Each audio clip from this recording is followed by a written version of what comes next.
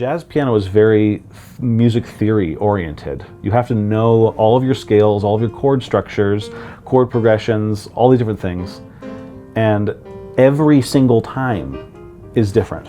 The question of why not is literally one that's like constantly happening as a jazz musician. It's like, well, why not this? Boom. And it just, cool. Or, oh, that was bad, but I learned, never do that again. I'll do something else, you know? I think he would bring that same kind of spirit to his teaching. Yeah, he has some ideas of what it's supposed to have in it, some basic chords to work with, but he's quite open to allow that to move people where it will go, and that's really fun to watch. It's just kind of an outgrowth of who he is and his love of life and love of the Lord. I do know that he has many talents, and so I think he tries to draw in the talents that he has into his own teaching. He's an avid learner himself, which I think makes him a wonderful professor and model for students. As a little kid, I was always worried about what I would do in my life. So I went to school and I got really passionate about music. I didn't know what I wanted to do exactly, but through a lot of prayer and fasting, I knew that my choice to pursue teaching was something that God agreed with and wanted me to do. Isaac is a superb teacher. He loves his students, he's dedicated to his subject, he's creative in the way that he thinks through how to use their time, and they adore him. I'll often pass by his office and he'll be meeting with students.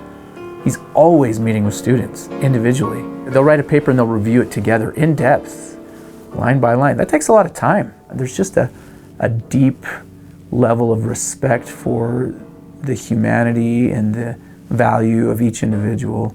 I've seen him at the end of the day just be completely exhausted because of the number of students that he meets with. They know that he cares for them and wants them to genuinely learn and get better. As I've studied sacred teaching methods in multiple religious traditions and among multiple civilizations throughout history, there are several threads that connect many of them.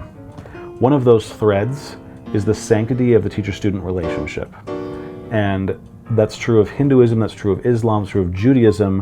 How could there be a priority other than the students? That's why I dedicate a lot of time. He wants to provide the very best kind of experience possible for students. And he really sees teaching and learning as a consecrated and sacred activity. And there's this sense of stewardship and this sacred responsibility to be an educator guided by the Spirit and for a love of God and his children. And he never forgets that in his teaching. He will try to provide an experience that will be uplifting and meaningful for them long term. He has the idea that every class ought to have almost an eternal impact. And if it's not doing that, it's a waste of time. They can feel his testimony, they can feel his love, they can feel how everything relates to the gospel, a principle of the gospel, and to our greatest leader, Jesus Christ. And he makes that known to them. In many ways, it's the wealth of what's inside, and it's like a performance. It's the opportunity arises, and he can deliver as it seems most fitting for that particular setting.